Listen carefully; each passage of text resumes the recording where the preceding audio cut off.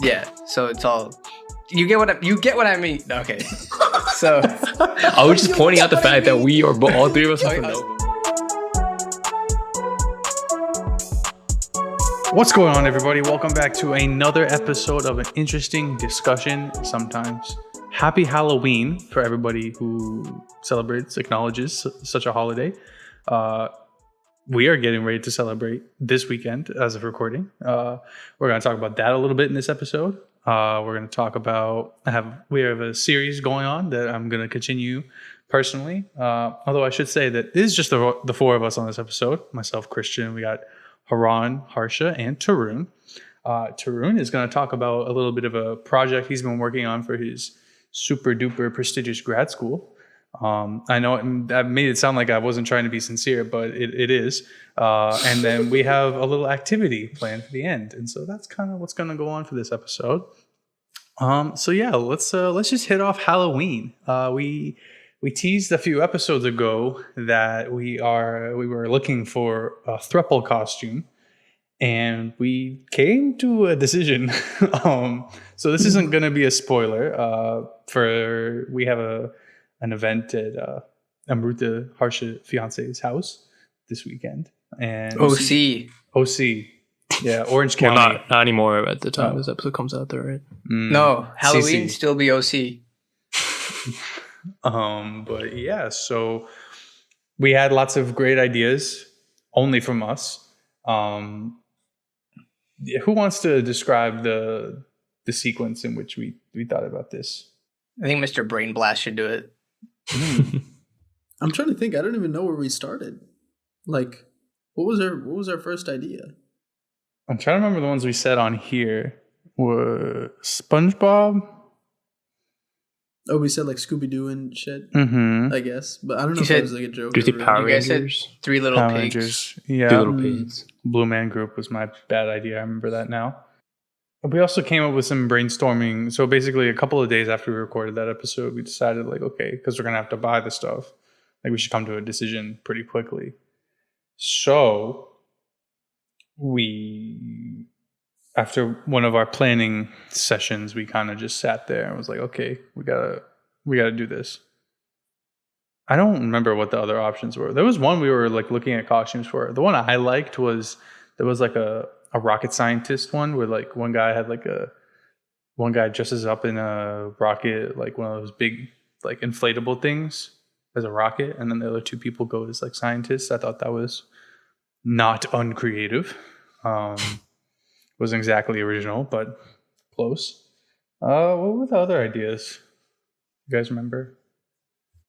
Oh, I think I saw when we were looking on Amazon, the inflatable, like, I don't even know what they're even called, but like you see them outside of like car dealerships. Oh, like, the they wacky wave in the waving, wind. yeah, inflatable. Yeah, like the ones arm that like flailing, kind of yeah. billow in the wind, like the tall guys. Yeah, there was those. I think That we was looked pretty sick, actually, but I think it's not practical to be inflatable the whole day. Like, Yeah. whatever. I agree. What's like the most outlandish costume you guys have had for Halloween before? Bro, I really never tried that hard. Booner. For context, freshman year. No context. No, you got some context. Freshman year of college, me, Harsh, and Tarun all got what's the It's a scream mask, the right? the scream mask, and we put it on our crotch, and we thought it'd be funny to call it a booner. So yeah, that's our level of creativity. I We thought should that was have brought pretty it good. back for this Halloween, bro. To be honest, that was a thruple thing. Yeah, I'm glad we're not bringing that back though. Do you guys still have your masks? No, I think I lost did at some mine point. It the might be in my second- closet actually. I lost still mine have it. somewhere. Yeah. It's ready. It's Whenever we ready. need it. Ready for what? What are you trying to say, man? Like, shit. Speaking of lazy costumes, though, this year we're going as the three main dudes from Jimmy Neutron. I am your host, Jimmy Neutron, and Haran is Sheen because he looks like Sheen, and Christian is I don't know Carl about that because one. he can do the voice. Yeah. Hey, why that lazy costume? I feel I like mean, I feel like for me, I'm getting like a T-shirt that I Like I'm just getting a t-shirt, Come on, man. wearing blue pants, real? and then putting on a wig. Yeah, I mean, I'm doing less, so that makes you feel better. Oh, so you're actually never mind. I'm fine. You're the lazy one. I have no idea what the fuck you said. My internet cut out again. We just said the costumes that we were doing. Yeah, I mean, but I feel like it's more effort than we've put in the past. So Mhm. Yeah. Yeah, I mean, I will say, I think that the like Jimmy Neutron characters, like that's not done very often, you know, as a throuple, right? So I feel like thematically we are leveling up. above Yeah. other people. Execution wise, very, very low, very low. Yeah. I don't think it's rock bottom though, which is a step up. I could agree with that. Yeah, rock bottom would be Tarun in a Hokies jersey. No, I feel like rock bottom in like a Jimmy Neutron sense is like we all wear like just a shirt of the character on the front and then that's it. You know. So like what Haran's doing? Yeah, pretty much. Well, no, I thought you No, were getting the one that like he wore. No. I mean, think- but you're also I doing got the closest. you're also color doing like your color. hair and like Yeah, you're I'm not trying to do my just you're not just wearing the shirt. Yeah. So there's a little. I mean, bit not of much that. you could do. I mean, to be fair, like, what can you really do to dress up as like? Someone. you could get his I forget the name of the action figure that he loves, but you could have bought one of those, and then Oh, you like carried around. You can practice like his like whatever Sheen says. What does Sheen say? What's his thing? No, we gotta practice. We gotta get our lines down for Friday night. Does Sheen have a say? He says something when like he's using his action figure. To, Yeah, like, I forgot what flex it on is. somebody. Can't remember. Do you guys watch the Sheen spinoff?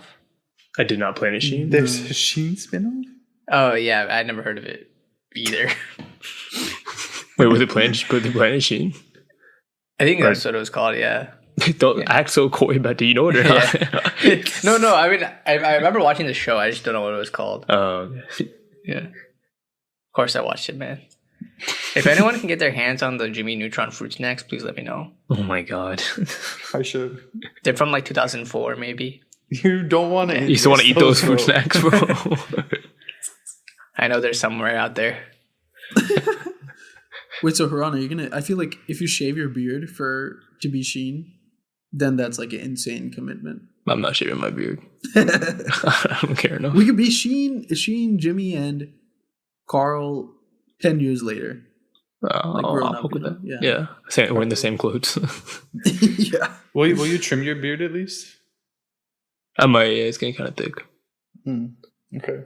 So it's more believable, you know, to go from like a complete baby face to, you know, you. It's hard to believe.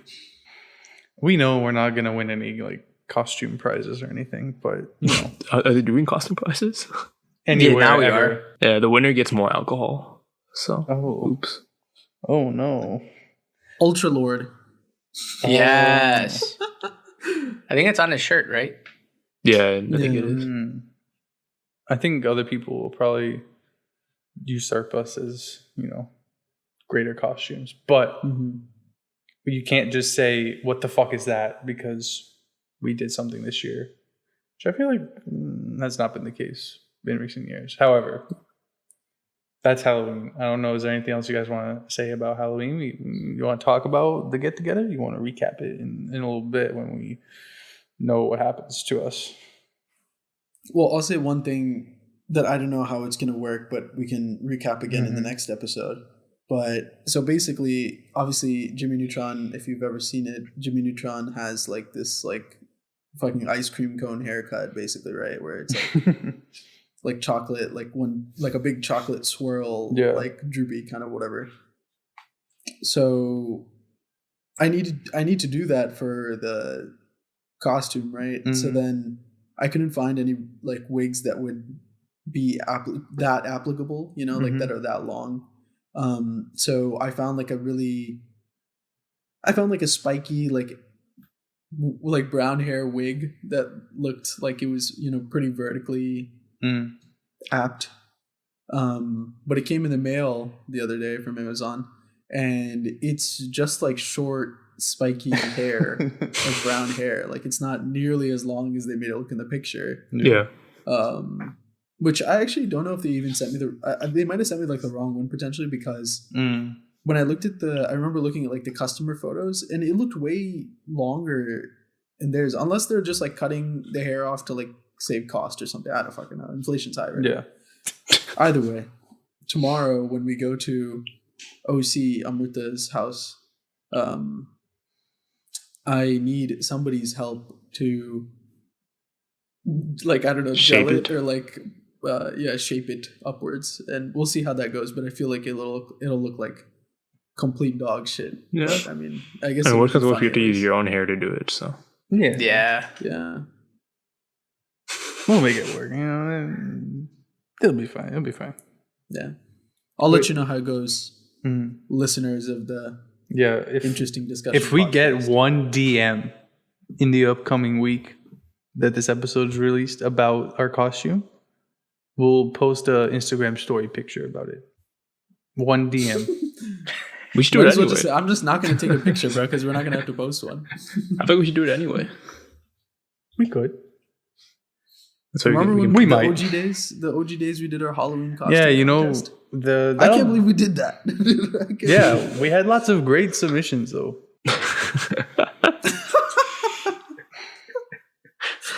Maybe next year we'll bring it back. I think we said that last year, but Mhm.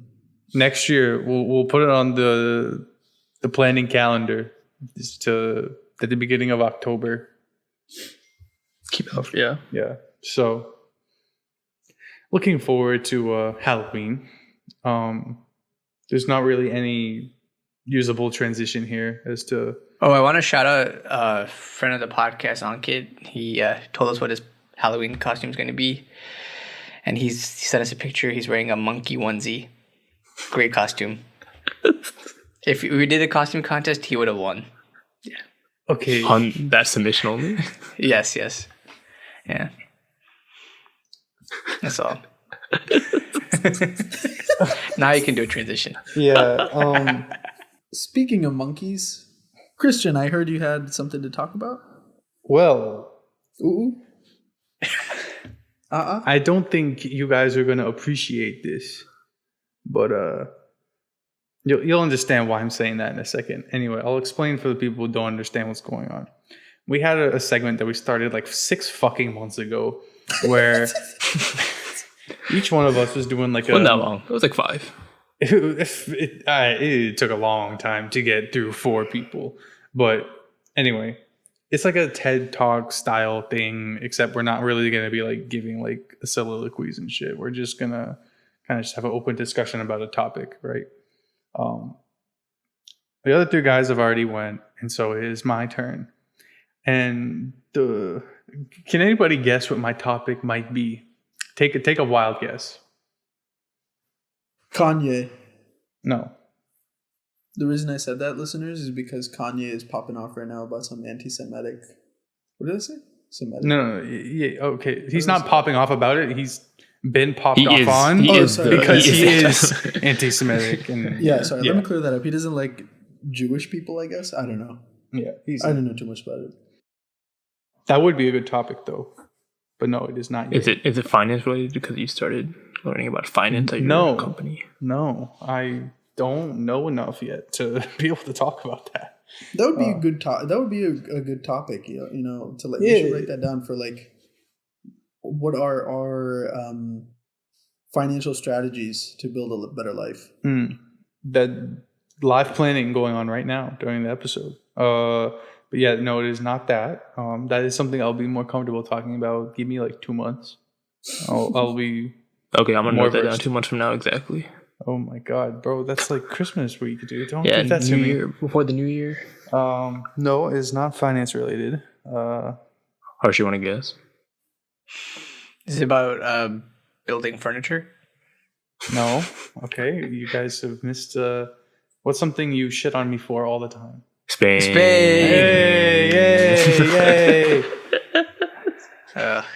Anyway, so Just this ask is Tarun to give us a talk. That's the point. Goddamn. so I bookmarked this article. There's a specific article which I'm referencing. When I knew it was going to be my turn, so I bookmarked this article like 2 months ago.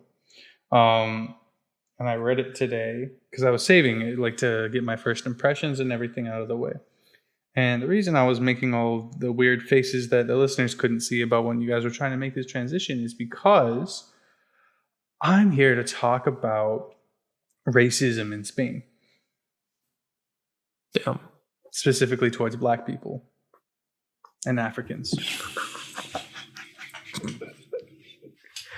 I blame Ankit. Yeah, but I'll get to Let me bring up the article on this screen so I can kind of reference it as I go. So, I stumbled upon this article because I follow a lot of Spanish soccer journalists on Twitter, and a lot of the time, even though they are journalists on Spanish soccer, they live in Spain, and so they talk about some of the things that go on in Spain as a society. And the article is titled "The Invisible Spaniards," and that basically is in reference to there's a subsection of Spanish residents that are non-white, and majority of them being African descendants, that basically get pushed out of the society with little to no acknowledgement whatsoever. The article focuses, I should probably say the author's name. The author's name is Brendy Boyle, who ironically is an Irishman living in Madrid. I thought you were going to say, ironically, Susan Boyle's sister or something. I don't know. Susan Boyle. I don't even know who that is. You know who Susan You know Boyle what is? Susan Boyle? You know that, like, the ugly looking... Ugly? No, shit. That's so fucked. I'm just saying that 'cause that's what the judges were, like, thinking. Okay. In the British Got Talent then. But anyway, she was on Britain's Got Talent, like, early, like, 2007, 2008. And, like, what kind of singer? It's not opera, but it's, like... Fancy singing. Fancy singing. She's Like a very good classical? voice. Oh. No. I honestly don't know how to describe her singing, but it's... I'll sing this song that she sung. Uh-oh. It was like, I dreamed a dream something something. Like, picture, like, Adele, but she sings more, like, 1800, like, early 1900 music. I don't know, kind of vibes. Okay, so why is this person commonly known? But just because, like, I feel like she got big off Britain's Got Talent, and, like, that show was huge, and then, like, she kind of just became, like, a global phenomenon. Because, like, in her audition, she was, like, immediately shot on by the judges before she even said anything, just because of the way, like, she presented herself. But then she started singing, and then, like, Simon Cowell was like, "Oh my god, that was the bloody brilliant." Yeah, and then so people, like, kind of, like, were fans of hers. I'm sorry. She definitely fell off the... Yeah, she definitely fell off the map by now, but yeah. Okay, No, well, she still that makes is- music. Yeah, but, like, I feel like she's not of notoriety. so as these guys just said, Susan Boyle, go fuck yourself. Anyway, so I don't even know what the fuck I was talking about at this point. Oh yeah, so yeah, author named Brendy Boyle. He's a white guy he's a ginger living in Madrid, which kind of, I don't know how he's writing on this topic, but the article focuses around two African American authors, one of them being a woman, one of them being a man, who also happens to be gay and has a Black boyfriend. And one of the things that struck me most about this article is that the male author was talking about how he and his boyfriend would go out to dinner, and even though they lived in Spain their whole lives, when people go to approach them at a table, like waiters or anything, they start speaking English or French or basically anything but Spanish, because as a culture, they don't accept, or they don't recognize as though there's, I guess, as a juxtaposition to African Americans, like African Spanish people. Yeah. Even though there's a very large portion of the community that is from African descent. Mm-hmm. And Do so, you know where, like, most African Spaniards are from? Like, in terms of, like, African descent, like, where in Africa? Or no, but that is one of the things that is one of the issues that they talk about in this article is that they just refer to basically all of Africa as the one place. They won't say like, oh, this guy is from DR Congo, this guy's from Senegal, this guy's from Nigeria. They're all like the same to them. They're all just from Africa. Yes. That's one of the talking points in this article. A lot of it is the fact that they think that Africa is this like faraway place that like nobody will ever, it doesn't really affect them. It's not really near the way that they live their lives, that kind of thing. When in reality, like, especially in the southern part of Spain, it's literally like 15 miles away. The North Africa and southern Spain. I guess one thing, I don't know if you guys know this, but like, did Spain colonize any of like the African countries? Like when like Europe was like splitting that whole shit in half? I don't Not in half, but believe so. I think most of the occupation in Africa that was by Europeans was from the French. Yeah. I know the that Dutch had a little bit. And I know that, I mean, historically, Spain is also a colonizing monarchy in a sense, where they, South America is just like, Southern and Latin America, it's all, conquered by the conquistadors and Columbus and like all the Spanish government from 1700s. And I mean, Spain also like brought slaves from Africa to like the Latin America. It's a very probably like rooted into that too, I guess. Everything. I don't. Well, that's what I was kind of thinking of, is that, especially when I was first reading this article, is that he was saying, or the author was talking about how there's like some stereotypes, and it's not just Africans. He was referencing how when they refer to some Asian people, they do the thing where they like pull on their eyes and do that, kind of thing about. Which is not, I mean, obviously none of this is good, but it's just the way that he says that the general perception of these kinds of acts is that because they're lighthearted, they're not harmful, which, I mean, clearly is not true, because you have to be in the other person's shoes to determine whether or not it's harmful. Yeah. But what was really striking to me is that it reminded me a lot of how we see things in America. One of the lines he said was that some of the statements that people make, like, where are you really from, that would be like so shocking to a Brit or an American. And then in my head, as I'm reading that, is that like, no, like that shit goes on here. And I mean, I haven't been to England, but I can imagine that also goes on there with the xenophobia and that kind of thing. Maybe not the same level as African descendants, but I just didn't think it's a lot more American than I think the author realizes, and that I had previously realized, to the fact that maybe not in America like as a whole, because we're very segregated with how we view things right now, like fragmented, like there's the two parties are just so juxtaposed, where the left wing views immigration and people coming into the country as a good thing, as like diversity is great, but then making a generalization here that the right wing just doesn't want more people, especially non-white people, coming into the country.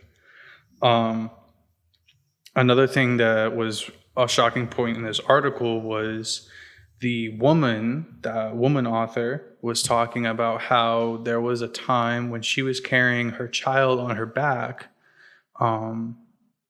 and how somebody said to her, that's not how you do things here, in reference to apparently that being like a stereotypical like African mother thing, is to like have your child like on your back in like wrapped in a towel or something like that.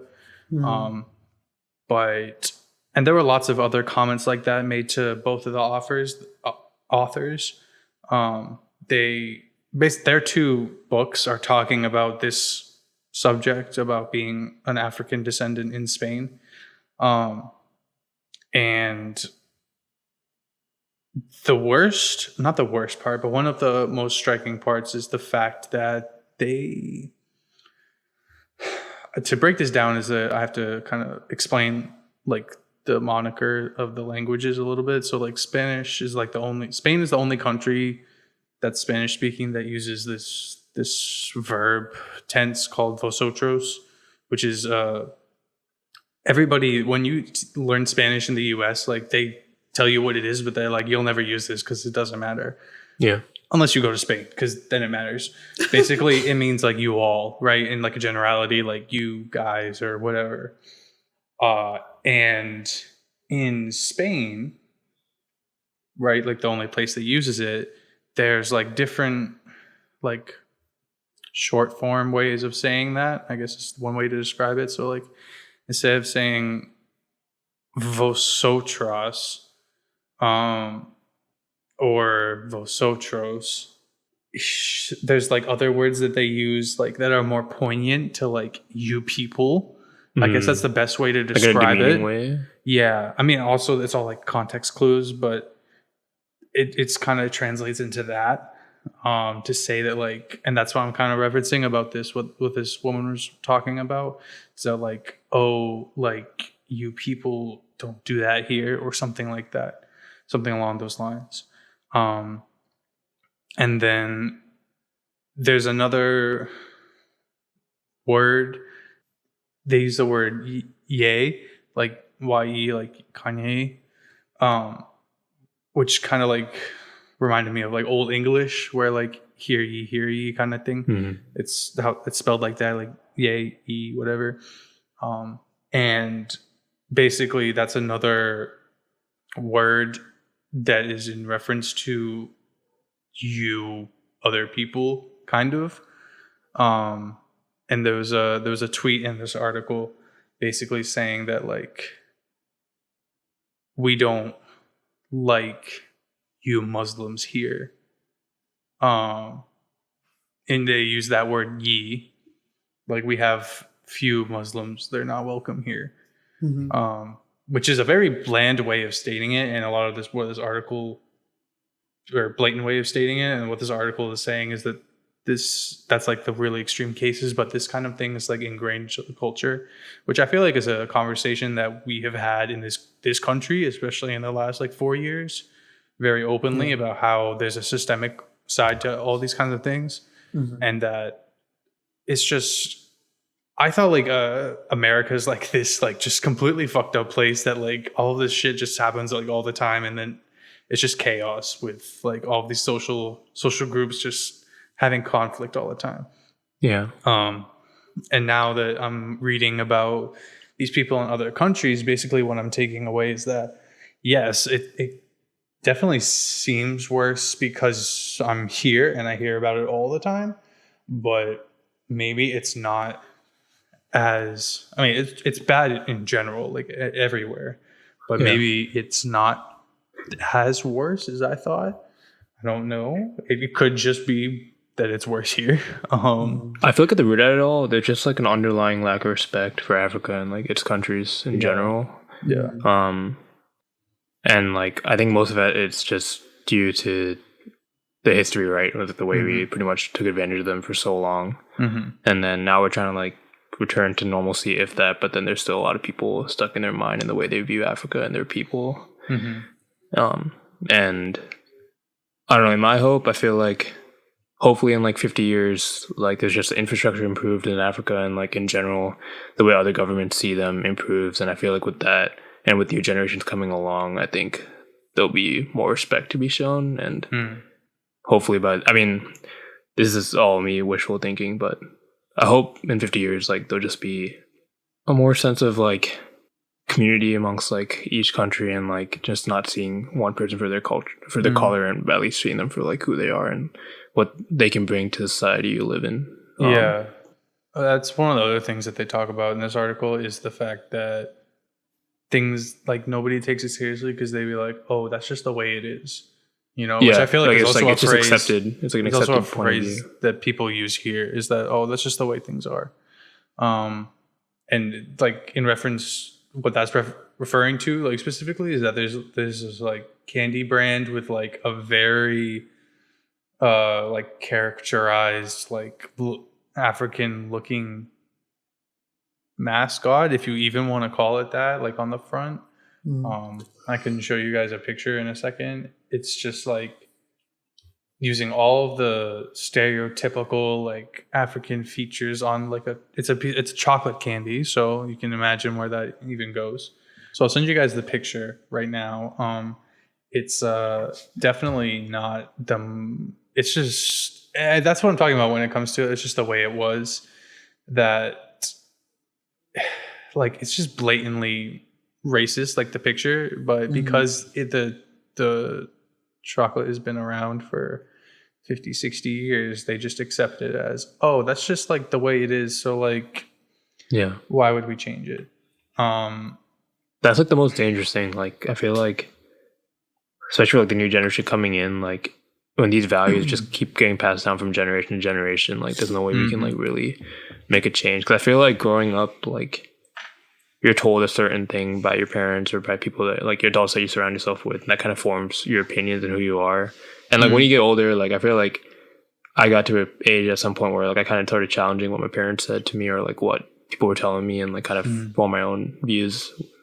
But I mean, it's easy for like people to just be stubborn in the way they see things. They hear one thing and then they just stick with that for the rest of their lives. And I feel like that's what we got to kind of change in society moving forward, so that like we get out of these like racial barriers that have been set in time, and not just to stick with them. Yeah, I feel like this, like our generation and like the generation younger than us are like really good at holding people accountable for this type of stuff, especially, which makes sense just because like, I mean, I don't think our parents grew up in a time where like they even like understood why it's so bad to like say this type of stuff, I guess, or like have those types of thoughts. And I can definitely see that like our generation or the generation younger than us has like times where they're like too extreme about like canceling people, but like I still think like at the end of the day, like they definitely like hold brands like, or people with a lot of influence like accountable for what they say, for sure.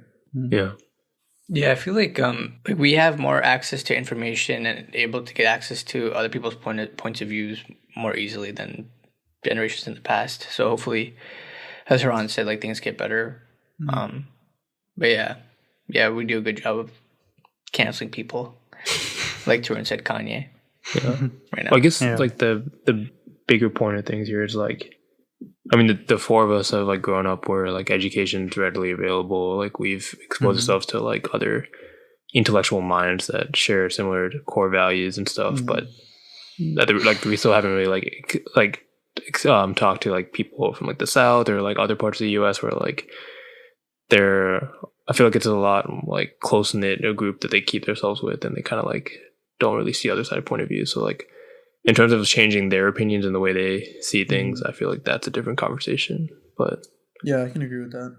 Yeah, I think the most shocking thing to me is that in this article, there's other references to like athletes, and I mean, obviously the biggest sport in Spain is soccer, right? And I know Haran and I have noticed, and I don't know how much international news it really gets outside of like the world of soccer, but Europe has a big problem with like monkey chants towards black players. Not just like African black players, and I mean that in itself would be bad, but I mean it is bad, don't get me wrong, but the fact that like the one that comes to mind the most is this guy named Balotelli, who Italian but of African descent, and Italy is one of the countries where there's, at least perceptually from the outside, there's not a lot of African descendants compared, at least in maybe their soccer. Yeah. And so he faced a lot of racism throughout his career. But my point is, it was from Italian fans. It wasn't from.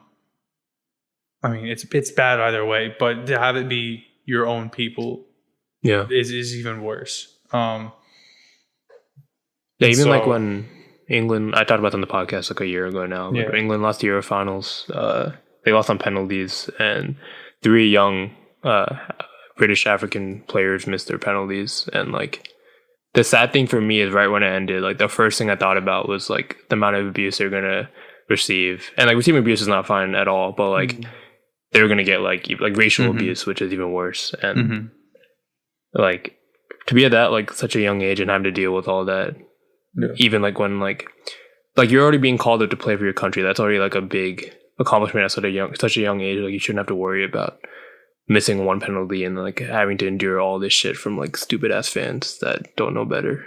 And they also have to work like twice as hard as everyone else to kind of Exactly, yeah, to even to get that opportunity in the first place. Yeah. Yeah, exactly.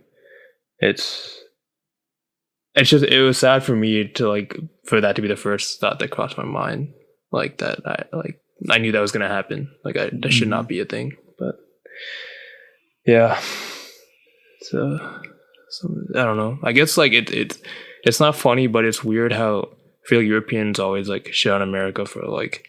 Yeah. I mean, rightfully so. There are a lot of problems in our exactly. country, but like, it's also quite a lot of problems like that are ingrained to their country as well, or into their continent that they don't really address.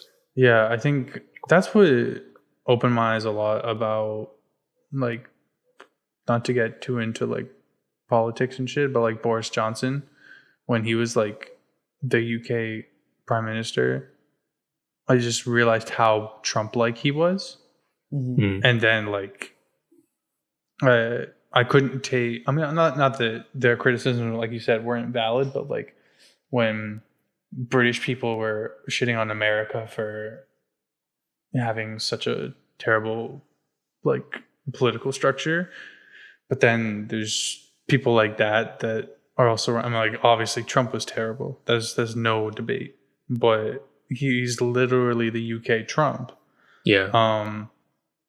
I know he resigned, and so maybe that's a little bit of a saving grace. But they just had their first ethnic minority as a PM announced, which is good. Step in the right direction, I suppose. But yeah, it's tough when you see some countries in Europe are definitely really progressive. But I feel like it's like the powerhouse countries that are not, like England, like Spain, like Germany to an extent, Italy, France. I feel like Germany's pretty progressive. Yeah, but you know they had the whole like Hitler thing. No, I mean, like now with like Angela Merkel. Merkel, No, I feel like she's a good leader. So, and obviously there's a whole different story going on with Russia, but. Yeah, so I think that, I don't know. Basically, my whole takeaway from this article, other than the fact that there's inherent racism in Spain, which unfortunately I was already aware of, was the fact that it was really similar to the kinds of things that are developing within the US when it comes to civil rights is like the overarching term. I don't really know a better way of saying it other than systemic racism and like just kind of like society changing the perspectives on things. But yeah, that is in the presentation. It's just kind of sad that like you like live in a country your whole life and then you just don't belong there. You just feel like you don't belong anywhere. Yeah. And you can't really like do anything about it. Yeah. Yeah. It's just pretty sad to think about. And that like it doesn't even limit itself to like Europe. Like India is so terrible when it comes to any of this. People say like Modi, which is the prime minister in India, is kind of like Trump-like too in some cases. So, like, it's just terrible all around. Like we're bad, but we're not the only bad people, and everyone needs to get better. Yeah. Well, there's no solid way to conclude this segment, but maybe we'll bring back the TED Talks another time. After we become more knowledgeable in different fields. I mean, hopefully we don't have to talk about Kanye again. I actually feel if like he's- moving forward, we could do a format to this. Sorry, I didn't mean to cut you off, but like if you No, just like fuck no. find, I'm just saying like we don't have to like give a formal TED talk, but just like find an article that will spark a good discussion or like something like an insight that you find that we can like talk about. Like it doesn't have to be like a formal like, oh, Christian needs to tell us something for 15 minutes straight. But I feel like anything that like formulated discussion is always good. Let us know in our inbox. Yeah, if you guys find articles or find something interesting that you want us to talk about, Yeah, let us know. If there's a topic out there you feel like isn't getting enough attention, whether that be like where you live or across the world, we'll do some limited exposure. But yeah, And it doesn't have to be that serious too. Like if you want us to have fun spirited conversations, we can do that too. yeah, I think we've really done a lot of that. Yeah, no, we definitely have. But yeah, we're definitely open to anything. But yeah, like I said, there's no way to really conclude this segment. So I'm just going to go to an ad and hopefully everything's okay on the other side. All right, guys, welcome back from the ad. Like I said in the intro that we're going to hear from Tarun on a topic which he's researching and writing a paper on right now, which is kind of tangentially related to what I just talked about. So it's your turn for the presentation, my friend. Yeah, sure. So for my master's class, and for those who don't know, I'm doing my master's in machine learning and artificial intelligence Where at, bro? at Hopkins. Oh, what a prestigious institution that is. I know, I heard. Mm-hmm. Yeah, so I mean, my professor basically left it pretty open-ended in terms of like what we wanted to like decide to talk about, but obviously like within the sphere of ML and AI. And I guess there's like two routes that you can take with a research paper, and like this is my first time writing a research paper that's like an actual one that it parallels like a format that you would see on like scholarly.google.com, like one of those scholarly articles.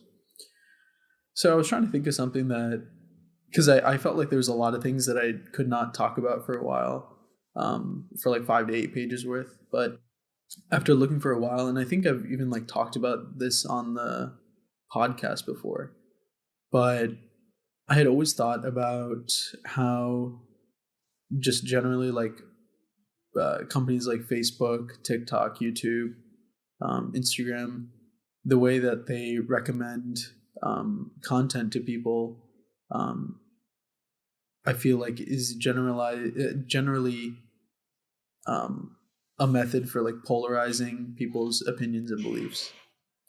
So I didn't really have like a really great idea of how these content recommendation systems work.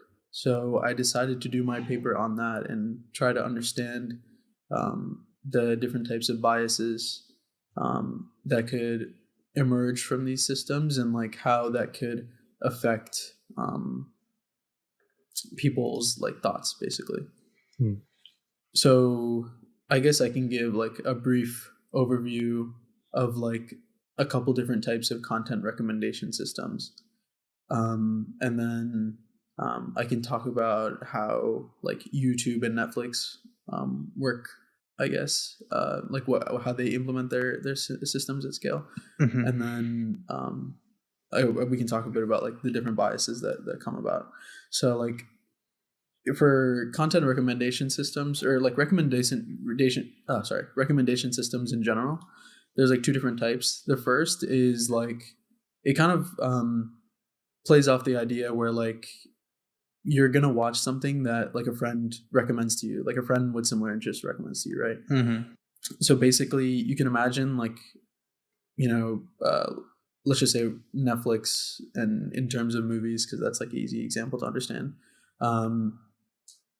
Me and Harsha both like action comedies, right? So he's gonna have a bunch of what they call like implicit or explicit ratings on different movies. So implicit ratings could be that he watched the movie for the whole time. Explicit rating would be like him actually going on Netflix and rating it a 5 out of 5, And so you can have all these different types of ratings, and they differ a lot depending on the platform. But basically, based on that, you can start to understand like which types of genres me and Harsh are like, right? Mm-hmm. So going back, like if me and Harsh are both like action comedies, right? And then we both end up watching like a new rom-com, let's say for example, but we actually ended up enjoying it.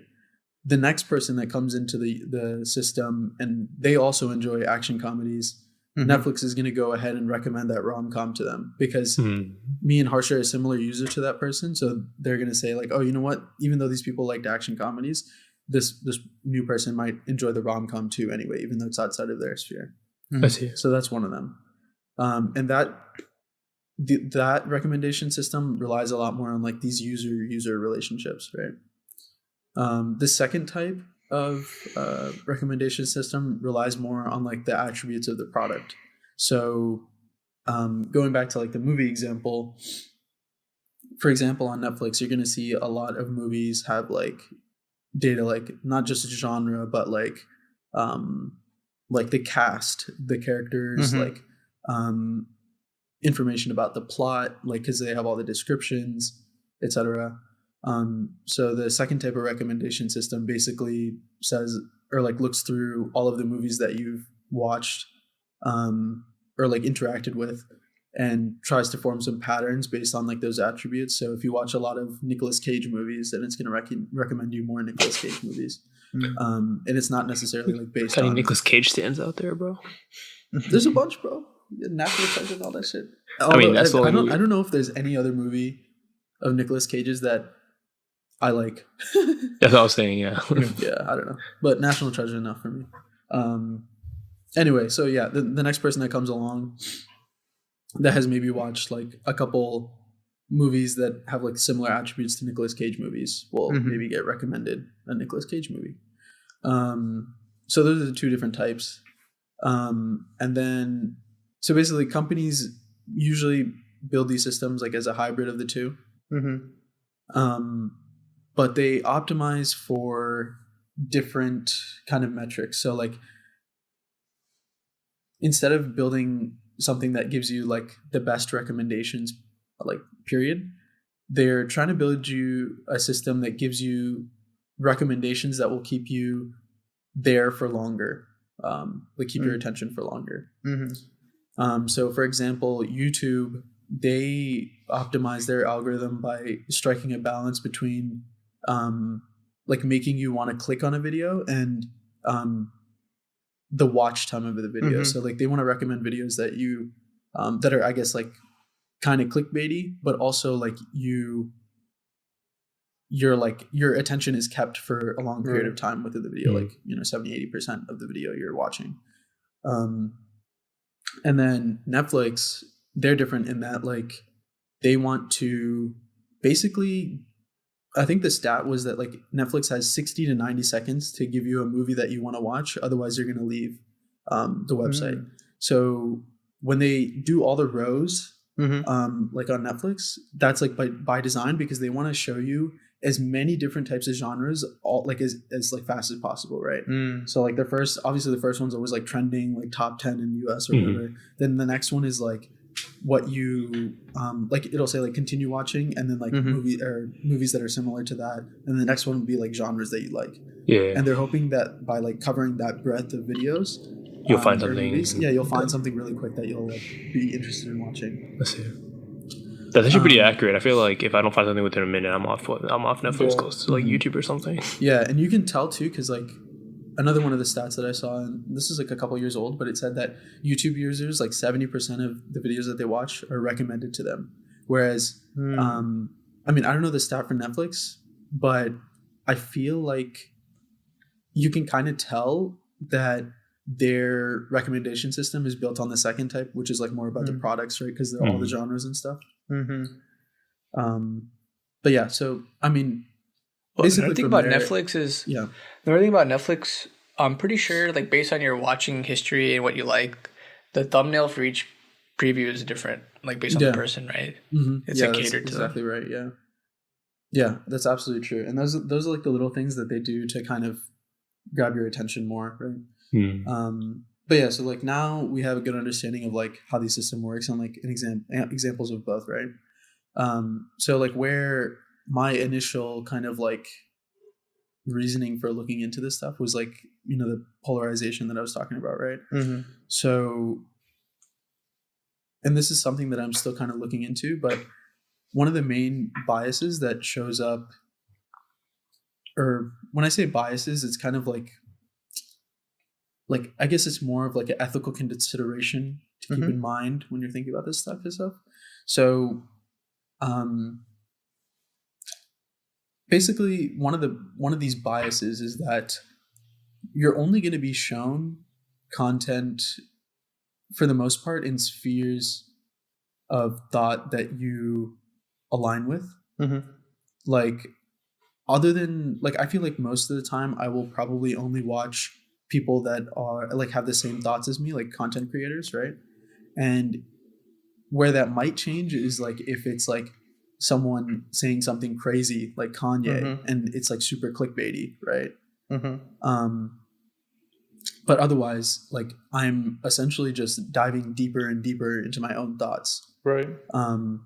Which is I think fine to an extent, but we also haven't had these platforms long enough to understand like what the long-term effects of those things are, as in like, Right. you know, I feel like, I mean, I don't know how it worked in the olden days, like with newspapers and stuff, but I feel like they probably had a wider breadth of like different stories that they talked about or like perspectives, right? And I don't know if we're getting the same from these content recommendation systems.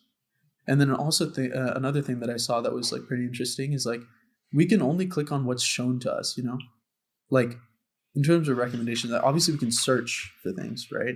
But like based on like how people use these platforms, and me included, like I don't really search for videos that much on YouTube. I pretty much like if a new video comes out by somebody that I like, it'll show up like on my recommended page, or like I'll just go kind of like deeper down like the YouTube rabbit hole, as they say, or whatever, right? So I'm never really searching for different perspectives, but I'm like absolutely like clicking on, I can only click on what is shown to me, like what is given as an option to me. And those options are generally not very diverse. And then I guess like last thing I want to touch on is like, so like I was talking about how YouTube optimizes for click-through rate and watch time, right? And the only things that do that to you is if it's like sensationalized or like controversial content, right? That makes you want to like click on it because you're like, what the fuck? And so like, I feel like over time we get more and more desensitized to like sensationalized content. And because of that, like, and this kind of ties into another one of the biases that I talked about, like we're diving deeper and deeper into our beliefs and into our own thoughts, and like having to like one up it each time, you know, kind of gets to like the polarization that I talked about at the beginning, right? So I guess like at this point in my paper, I'm like kind of looking for research on like how people have mitigated these things. And it's interesting because like the way most of the methods that people use are like kind of like something that they plug in after. So like they'll use these recommendation systems as they are now. But then as soon as like they get those like output of recommendations, they'll kind of tone it down is the wrong word, but like make it more balanced, I guess. But I feel like that is almost like putting a Band-Aid on the issue, because I feel like although like the underlying like reasoning for these systems, as in like, you know, giving your friend a recommendation is the same as some of these systems, right? I feel like that's fine, but I also think there should be some more innovation into like how they treat or how they think about recommending things to people. I don't know, like I just feel like there could be a better way to do things, and maybe that's just me by being naive because I don't have a lot of experience with this type of stuff. But let me give you an example of how they mitigate it. So like, for example, LinkedIn, right? They saw a problem where when like recruiters were searching for talent like on LinkedIn when they made a search based on like a requirements like to fill a position, the demographic distribution. So like let's just go ahead and say like gender, for example, right? They were getting like a shit ton more males than women, Right. which is not fair. It should be 50-50. So basically once they got like the recommendations out of the system, they would kind of almost like rank, and I'm paraphrasing here, so it might not be too correct, but like they kind of rank the woman against the woman and the men against the men and try to like pick out enough people so that it can match like the distribution of like all the LinkedIn users as a whole, so that it's representative, you know? So like if there's 60% males on LinkedIn and 40% women, like females on LinkedIn, then they want their recommendations to match that same ratio, kind of, in a sense. Which I think is, I don't think that's a bad fix, but I don't know. I just feel like there's, especially like as technology is evolving in this type of stuff, especially in terms of like AI, things are getting more powerful. And I know like the AI systems don't understand like what they're recommending, you know, because they're trying to optimize for this metric of like keeping people on a platform. But I still feel like there's probably some ways of implementing some sort of balances, like checks and balances instead of the system itself, instead of doing like the Band-Aid fix like I was saying. Yeah. That's my paper. That's solid, dude. It's cool Yeah. stuff. Have you struggled to find like resources and like articles that talk about what these companies are doing, or is it kind of publicly shared? Some companies are really like low key about that stuff. Like Spotify, you can't really find much about it. And even, well, yeah, I mean, Netflix, they tell you like the overarching like architecture of these systems, but they don't go in the nitty gritty. Yeah. YouTube is the only one that I was able to find like actually like what kind of algorithms they're using, only because they had some like talk or something where like the YouTube engineers that wrote these algorithms like gave a speech and they also wrote a paper about it. But I feel like if that didn't exist, then it would be pretty sparse. Difficult. Yeah. Although the ways that like the methods that people use to like fix it, there's a lot more of that because people like also care about like this issue and they want to fix it because it's not fair. Yeah. Yeah. Would this be something that you see yourself working on like once you finish your master's program, or? Yeah, I mean, like I really wanted to work at YouTube. I mean, I still do. Like, I think that would be a really sick job, especially because I've used YouTube for so long.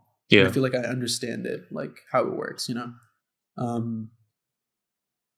And I also think despite like YouTube being a shit company sometimes to like people in general, I think I respect it more than companies like Facebook, where I know for a fact that they're doing some dumbass shit with like politics, you know, like that's just, I mean, it's just proven at this point, right? And it's not even just like, I know they're doing dumb shit like in terms of recommendations, so it's not even a question as to like what bullshit data that they're using to like take advantage of elections or whatever bullshit is going on. So I don't know. But yeah, I mean, I would definitely be interested in working on it. But yeah. True. The only part that I can like kind of speak on is what you said about like old media when it comes to newspapers and print publications and radio. Even that's kind of considered old media at this stage. There's always been, except for a select few, at least I can speak politically. I don't know like how they approach things, I guess, like how they do things structurally, but the majority of major publications all lie somewhere on the political spectrum that isn't in the middle.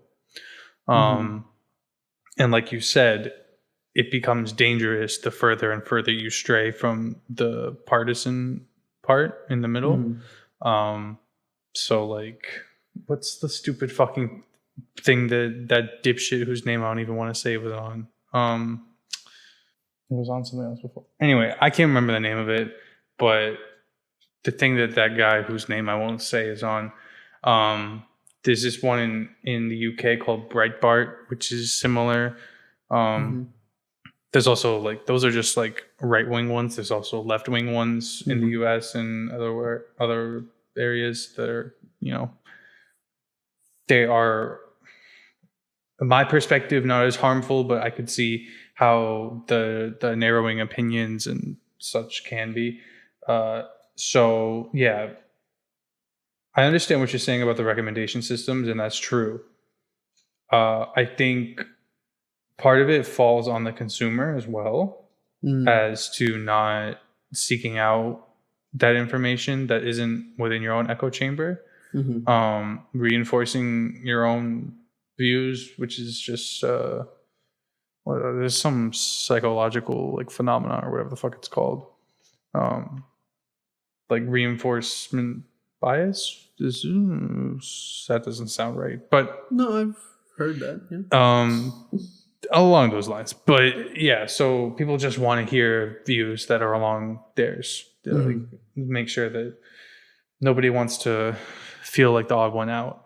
And so it's something that we talk about a lot in media as like a non-biased standpoint, is that you have to do your research and you have to look at things from both sides. So as though, especially when it comes to these companies that spend a lot of money, then they have their own agendas sometimes, as to not interfere with those, but also to provide factual information. You have to cross-reference things, which from a media perspective you have to do, but I believe there's also a little bit, not as much, because it's worse to spread harmful information than to consume it, at least most of the time.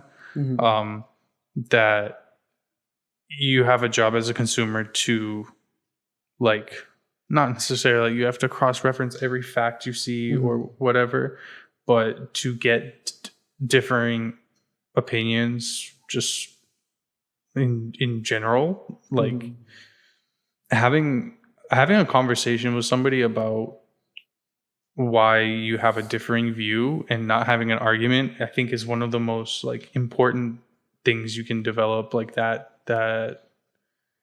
I don't know if you can even call it a skill, but just like being able to have a discussion about where you're not like personally attacking each other and just having a conversation about why you have differing opinions. And at the end, like coming to a conclusion that you don't agree, and then you just both move on and nothing changes within your relationship as friends or whatever. I feel like that's one of the more valuable things, is something you learn as an adult. Is that like you don't have to agree on everything. Most of the time you won't agree on anything. But the fact that you respect each other's opinions enough to where you can explain things without having to go like super like, oh, that guy, you follow that guy? Well, you know, he's a child rapist and he laundered $5 billion. You know, like maybe he did launder $5 billion. I don't know. But like to go like after personal statements and shit is not like, yeah, it's just kind of like dirt that you can just like throw on somebody, and then everything becomes like a popularity contest, which in some sick, twisted way is what most campaigns are. But yeah, I think my overall point is that there's a lesser burden on the consumer to do some of the like hard work, so that those band-aids aren't as necessary. But still, I understand your point about having the process be more efficient, I guess. I think it has to come to like the process though, because like consumer can find like more toned down like sources of media or like videos and things, but like when you're just using something for like entertainment, or you just want to watch something, like it's just hard to have that sort of like thought, and you can just easily just fall into what we're talking about, like a rabbit hole of like BS. So like you watch First Take every day, or oh dude, that's different though. No, yeah, I actually that takes effort. I record it and then I'll watch it later. No, Christian, I'm glad you brought that up, because it's something I wrote in my paper too, that like I guess I didn't say like near the end of what I was saying, but like at the end of the day, like a lot of what we're shown and what we consume is like a reflection of ourselves, right? Like pretty much exactly. Like some of these platforms have more data on us than, like, they know more about us than we know about them, right? Like, Right. TikTok, you watch like, dude, you can watch TikTok for about a minute and they'll like clock you. Like I think there's some stat about that like TikTok can clock you in about like 40 seconds or 45 seconds. Like there's some like hard stat for that, but Yeah, I definitely agree. What do you mean But- by clock? As in, like, they know, like, what you like immediately, like, within 45 seconds. And they show you, they show you what you like. So I definitely agree that, like, it's also, like, partly on the users. And also, like, if you think about it rationally, like, if we're not recommended, like, good content and stuff, like, we're not going to use it, you know? Like, Right. especially, like, think about it in terms of, like, when you're, like, doing a Google search and you're trying to find something, like a certain product or something, they already know kind of like what you like and what you're looking for. It makes it easier for sure. But at the same time, like, I guess going back to, like, what I was saying is that, like, we can only we can also only, like, click on what they're showing us, right? So, like, Right. it's like a feedback loop basically, like, as a whole, like echo chamber, exactly what you said. Another word for it is filter bubble, which they use a lot. Because, like, your preferences, it learns your preferences, and then it shows you what it thinks you'll like, and then you click on that, and then that goes back in to the same system as data to be trained on for the same model. And so that's where, like, that kind of, like, that loop goes, you know, and it just goes deeper and deeper and deeper and deeper.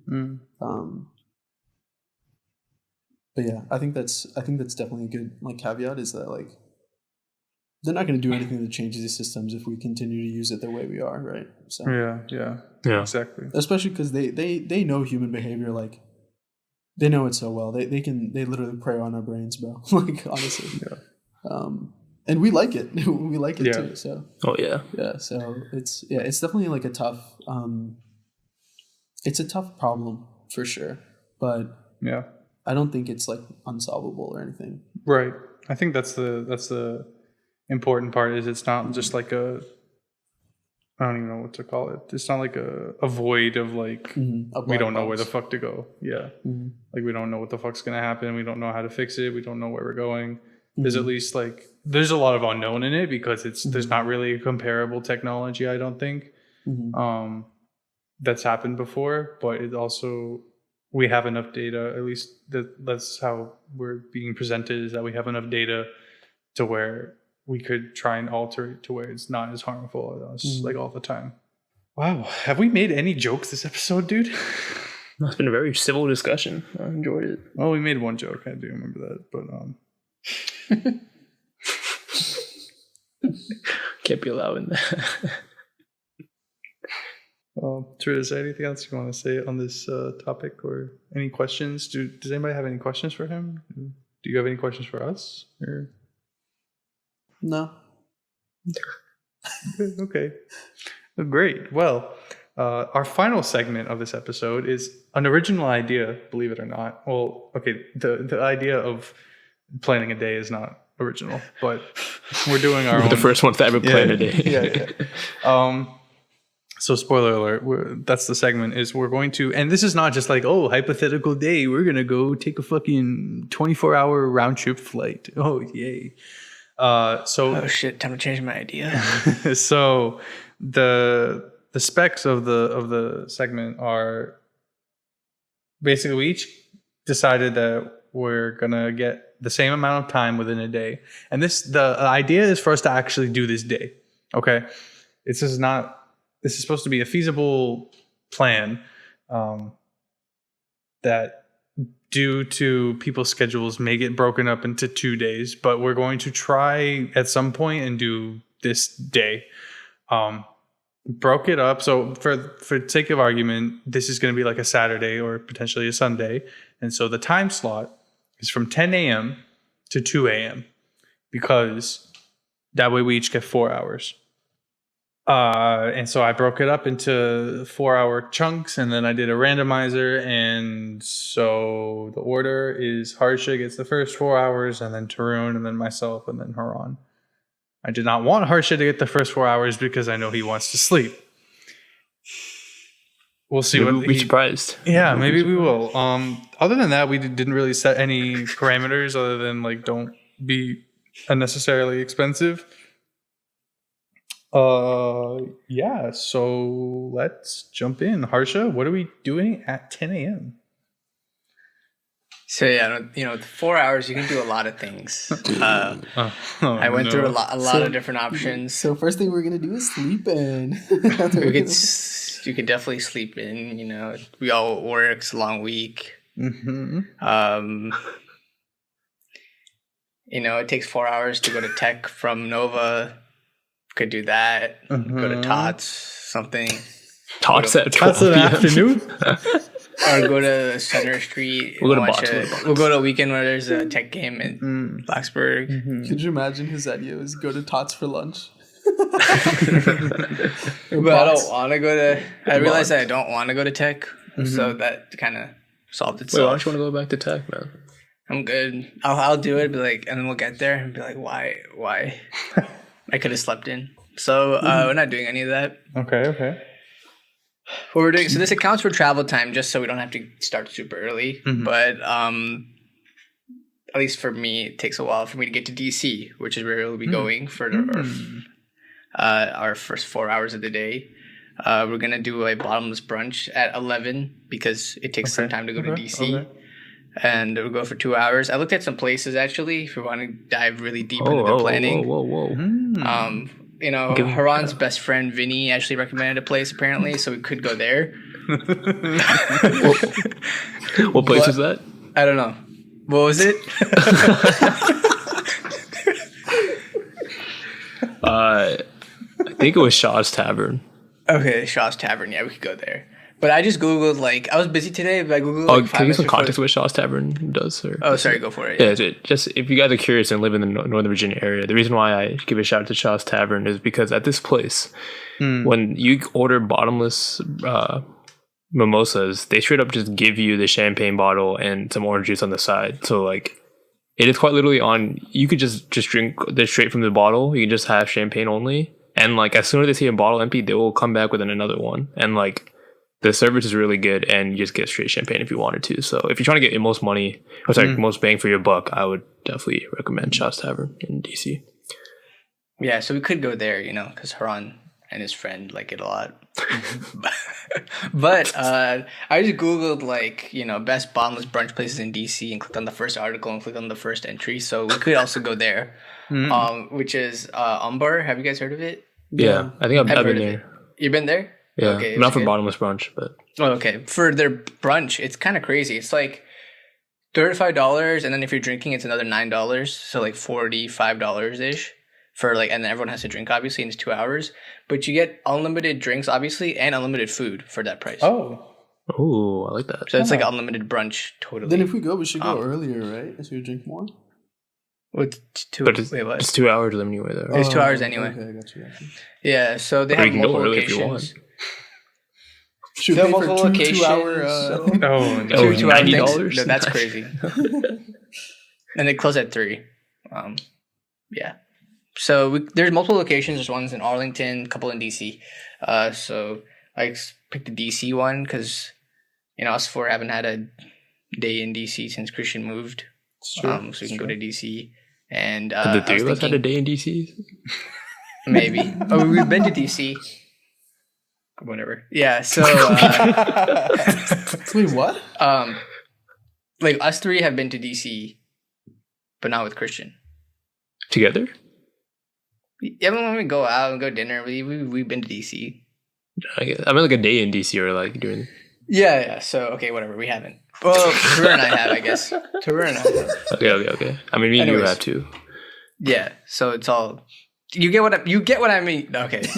So I was just pointing out the fact that we are all three of us are from Nova, yeah, and we haven't had a day in DC yet. But now Christian's here. It's yeah. I go to DC twice a week, bro. I'm okay with not going to DC. No. So we're going to DC. So we're doing this place. So they have a location in Capitol Hill, and then so 2 hours from 11 that gets us to 1 p.m. We still have a lot of time left in this hour. Mm-hmm. So I was thinking that we take a public vehicle like a scooter or a bike and rent it and bike right after this bottomless brunch. Drunk oh god! Bike. Wait, isn't that illegal? Did you get a DUI for that? Pretty sure that's illegal. Oh, it's illegal? Yeah. Okay. Yeah, definitely. Never mind. Fucking send it. Who cares? Yeah. Who cares? They got to catch us, bro. We're going fast. Yeah. So if it's we don't have to do that, but we can take some sort of vehicle then. I thought it'd be more fun to ride the scooter to the National Mall, which is like 1.5 miles away. No. Via It's not scooter. that bad. And we can go to a museum together and learn something. I do want to go to the African American Museum. Oh yeah, I've been there. It's pretty cool. Oh, you've been there? Yeah, okay, never mind. Yeah. So we could go there. I didn't really decide on a museum, so we can go anywhere. But one of the ones that came to mind was that my manager, who was like visiting DC recently, like said that they actually renovated and added new exhibits to the Air and Space Museum like a couple weeks ago. So it's like new now. And that we can go there. Or go to the African American Museum or any other museum. But yeah, that's it. We end up at the National Mall at 2 p.m. Solid. Good plan. Okay. Good plan. Tarun, what's on the? Do we have to do some traveling? That's now jumped into your time. Yeah, I mean, I had like two options. I don't know which is better in this circumstances, having known the past of what is now will be the future. So I'll just go with the more expensive option first, and that was to go karting because that shit looks lit, and that'd be so fun to do as a gang. But I think it's like between probably $40 and $60, which could be a lot considering we're spending like $50 in the morning.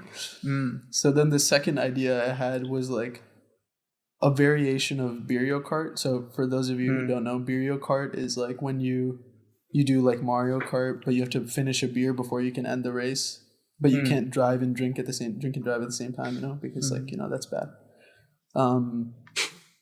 Except this time it would be like a cake decorating competition, and we'd have like each have like a 40 ounce of beer, something crazy. And if you're drinking the beer, you can't decorate your cake. And then we get so basically we have like a set amount of time, maybe like an hour or 2 hours or something, to decorate a cake each, or cookies maybe, could be if it's simple or whatever. And then we have an independent adjudicator come and like judge the cakes. And whoever loses has to pay for 50% of whatever the cake making materials is. Okay. And then the rest is split between the three others. Got it. Okay. All right. Well, so where do we end up at the cake thing? Well, I was thinking we'd do the cake stuff at Harsh's house, but if we'll be in DC, then I don't know if that's possible. So I guess like Christian, maybe yours or Ron's. Yeah, that works. Okay. But we'll probably be drunk. Great. So, is that your whole time frame right there? Yeah. I figured, okay. Yeah. Okay. Did I take this to 6 p.m.? Yeah. And I figured if we make the cookies or cake or whatever, then we could eat it for dessert. Yeah. Well, dessert comes after dinner, which at 6 p.m. It's getting around dinner time, man. So. You know my favorite place to eat in all of Nova? Taco Bamba. Taco Bamba. You know where there is one? Like a mile and a half down the road. And you know what we're doing? We're making homemade pizza.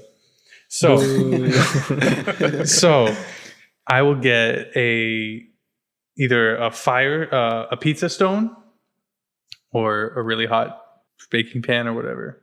And we'll just for the sake of our argument say that we're here at my apartment, and we'll each make a personal pan pizza, and have it your way, BK, and just like do whatever you want, like make your own pizza, man. It's just gonna be fun. There's no competition at this point. You just get the toppings that you want. You make whatever sauce you want. Some red sauce, you want some white sauce on your pizza. You do whatever the hell you want, man. Then we just have a nice meal together. Before, so that's like 2 hours, right? Or like take you like an hour and a half to make it, like all of us, and then we'll eat, and then we can eat the cake. I'll incorporate that into my plan. We can eat the dessert, and then this one's not like a clickbait. So like, what's the activity that we used to do a lot? Like when I would come down, I like made sure we had to do it. Henny tea. Topgolf. Oh. Okay. So, Haran, depending on where you need to be, we'll go to the closest Topgolf location of wherever suits your plan best. What Loudon? Yeah, that's the one. That's the one that popped into my head, but I'm pretty sure that's not. But There's one in Springfield, which wouldn't be that far from you. okay, But so I don't know if that's the closest one. it's not just Top Golf. Oh no. It's the Angry Birds version. No. So I will buy, or collectively we will get one pitcher of like 3 or 4 drinks. Mm-hmm. And I would like to preface this by saying we are not driving there. Wait. So we what? get To 4 three different pictures. 4 different pitchers, 3 or 4 Oh, okay, different okay. pitchers. Okay. Okay. I think we like one pitcher and then put 3 or 4 different drinks into that pitcher, and I was like, what the fuck? That's gross. And so you know how there's like a scoring system, like where you play the normal Top Golf game. Oh no. Yeah. So like whatever score you get That's before all I have to the chug. before the next person goes, like the group has to chug for that long, like collectively. So From like your own Sixes? pitcher. yeah, so like say Except the hitter. yeah. So like maybe That's cool. maybe I we like can that. like because I seem to be very good at getting high numbers. Maybe we can like make mine like half. But if you go over 25, then you have to. Everybody has to finish their drink. Mhm. Like their cup. I mean, we're not going to be doing like full size cups. Chug from the pitcher. Yeah, no. You could be drinking so much. yeah. No, but at the end, when you finish the pitcher, then it's like that's the game over. Right? So yeah. So Unless That's a you lot, keep dude. ordering That's a more lot. pitch. That's a lot. as an explanation, A pitcher say is a lot, yeah. say I get like 16, or what's the number? 3. 15. Let's say I get a 15. One person can do 15 seconds. 2 people can do like 10 and 5, or everybody can do like the other 3 people can do 5. As long as you collectively get to 15 seconds chugged, I see. I see. that's it's not like everybody has to chug 15 seconds. So that's the format, and I feel like that would take up 2 hours or travel time or whatever, maybe like an hour and a half, whatever. So You said we wouldn't be driving there? we are not driving there. So I wish we had like a winter break or Thanksgiving break, but this would be so easy to do after like 3 or 4 days if we just had like a couple days on each side to recover. We'll be fine, bro. We're not that old, bro. We can handle it. not yet, yeah. So Dude, what do you think this is?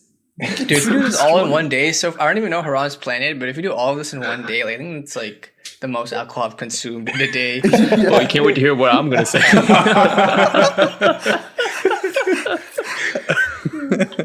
so it's 10 p.m. Haran, 10 p.m. Yeah. And we're in you're up. Springfield or Ashburn, I guess. Yeah, Ashburn, whatever one's Springfield, yeah, I easier don't for know. you. So originally, like me being a DJ, I was like, okay, we're gonna rally and we're gonna go pregame somewhere and then go out. But like, given that like we'll all be kind of tired, we'll be walking in DC and then like making all this food. Where's the twist? And then like swinging our arms. No twist. I was like, I realized that's probably not the smartest idea to propose us going downtown. Unless people were down, that could be a game time decision. No, but, it's your choice, man. You're the Whatever you game time love to do. decision. Yeah. okay. it's up to So you. I think in terms of us spending quality time, I think we'd have more quality time with the 4 of us if we just drink or just chill at someone's place. So my plan was to go to Christian's. And of course, Corinne actually already mentioned this when Christian asked what activity do we usually do. Get some Henny tea, of course, because we need more alcohol in our system. If we're drunk, maybe we don't need to do this, but I guess in my plan, I think we get Henny tea. No, we have to do it. We got it, man. Get some Henny tea. And there's actually this board game that I played recently that I don't have, but I want to buy soon. It's called Sheriff of Nottingham. I don't know if you guys have played it. What'd you say? Sheriff of Nottingham. Oh, Forest. The forest? Have The you River played it? Trent?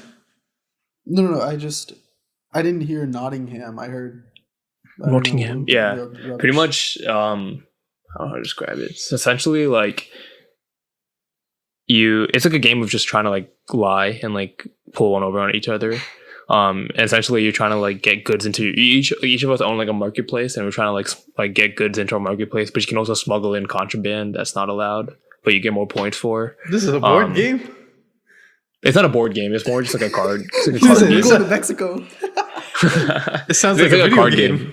It's like a Oh, card game. okay. But I think it would just be fun to see us try to lie to each other because I think we don't play those kind of games that often. But I played it recently and it was a lot of fun. So play that, have some drinks. So that would be like 2 hours, and then the last 2 hours, it would be the activity that I didn't join on when you guys did it at Tech. But since we're at Christian's place, and he has like some producing material over there, we can actually get back to making a final song or final version of a song. And hopefully by the time the day we've had, we would be in a state where we don't know what the fuck we're saying, so it would be even better music. And I'll actually contribute to some bars this time. So No, that's the dream. and that will conclude the night from 12 to 2.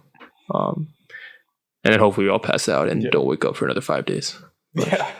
I feel like if we do go-karting, like after brunch, then we would can't- be able to survive drinking at Topgolf.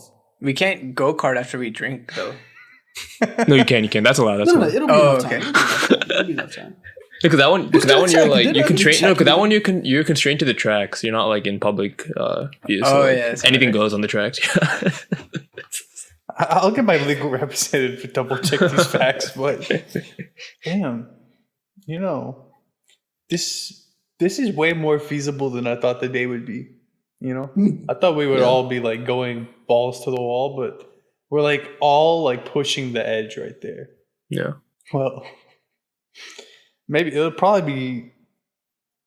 Well, it has to be before you guys all leave, so it's gonna be a November Saturday, dude. It has to be. Anyway, you guys didn't hear any of what we were talking about, but we're trying to figure out a good time of when to do it, and we've narrowed it down to one weekend is free, maybe in the next 2 months. So, the other option, I guess, is like New Year's weekend. I don't know, but I'm getting no's, so no. I'm going to Vegas. What without us? You Oh. whore. Family. Oh, never mind. For my cousin's engaged. Cousin got proposed to, so they're doing a party in Vegas around That's New hype. Year's. Nice. So we'll let you know. The plan is to recap it at some point when we're recording together again afterwards. So we'll let you know how that goes. But that's the end of this episode. We talked about a lot of different shit, man. Although I think all of it was pretty thorough for once. We really did some deep dives. I'd like to thank everybody for hanging in there. I think this was the most information divulged in an episode in a long time. Hope it was insightful.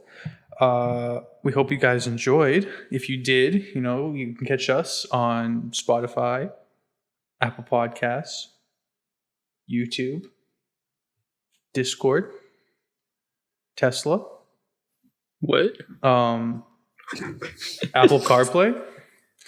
Actually, that one's real. That one's too real.